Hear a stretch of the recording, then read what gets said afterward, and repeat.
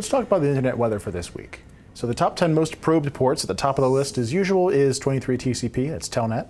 445 and 22 have actually swapped spaces for second and third, and that is SMB and SSH. Fourth place, we have 3389, that's up 2, and that is Remote Desktop Protocol. Been seeing scanning for that since Remote Desktop Protocol was a thing. 81 TCP, I believe, is related to a specific phone for one of those IoT devices. 1433 is MSSQL, Microsoft SQL Server. 80 ICMP is just ping, so someone out there is pinging a whole lot of stuff. 21 TCP is FTP, it's up 2. 3306 TCP is MySQL Server, that's up 3 spots. And then 80 TCP is at number 10, and that's also up 3 spots. So talking about the most sources probing, and this is sheer number of sources and not volume of scanning. 445, 23, and 8080 are still at the top from last week. And that, again, we've talked about SMB, Telnet, and then another one of those web ports. 80 TCP is another web port. Obviously, it's up 2. 80 ICMP is ping. 5555 is Android debug bridge, which we've seen on a lot of Android devices that are connected to the internet. Some people will use this as a way of putting on software, getting past the usual whatever's installed on the vanilla device. Sometimes you see this with like Android Fire TV devices. 6881, I believe, is BitTorrent.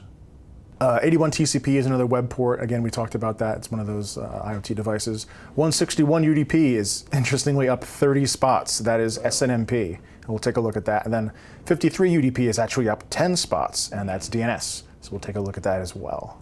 I think for a little while it's been pretty steady in terms of the top ports. But we are seeing some interesting things at the lower end of that table.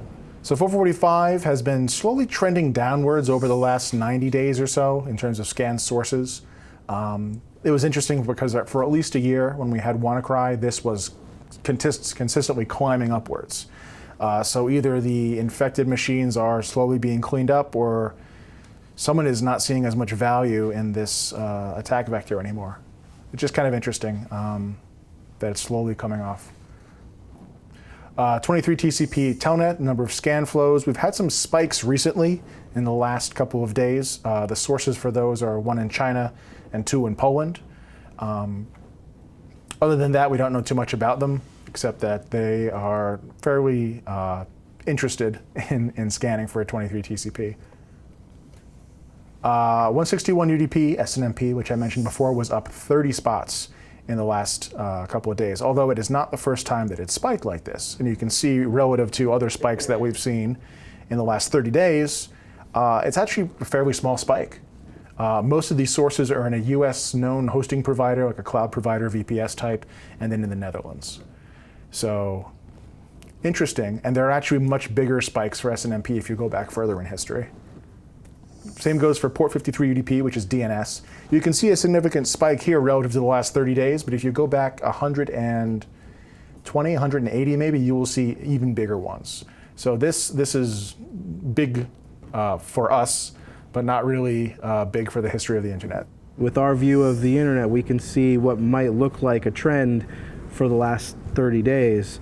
If we go back 6 months, a year, 2 years, we can say, okay, this maybe isn't quite as out of the norm as we might think. I want to take a look at MSSQL. I talk about it nearly every week these days, and I kind of wanted to understand what the benefit of scanning for an MSSQL server would be. So I found a blog post from 2017, and funny enough, they're talking about Mirai on Windows. Yeah. So it turns out that there was a Windows variant of Mirai, and what they were doing was scanning for MSSQL Server, trying to log in as admin. If they could get that far, they would create a new user with the sysadmin privs on the box, and from there they basically own the box. So this is a likely scenario for what the scanning is for. I mean, if you can compromise a box through the database, sure, why not? The sources today are primarily from China. I really can't comment on from 2017 where those sources were from. I don't have that data, but it does seem to be pretty interesting. You can see there was a spike, well, maybe a large increase, not just a spike, around the start of this month, around 4.5, 4,500 scan sources, tapering off to about 2,500 scan sources per hour currently. I wanted to revisit these two because I'd covered them on the last time I was on the show. These were both related to the BCM UPnP Hunter botnet, which is a botnet. It would scan for 5431 to identify these specific Broadcom vulnerable devices and then attack them on 1900 UDP. And the real telltale for scanning for the botnet was the 5431, so I revisited that. You can see back here, when we first became aware of this botnet, there was some consistent scanning, 20,000 sources, consistently. It seems like there are more sources scanning, but not on a regular basis, more on I would say a scheduled basis probably. So someone's still interested in it, but I would hazard a guess that these are two completely separate populations of bots scanning, simply because of the way that they've chosen to scan.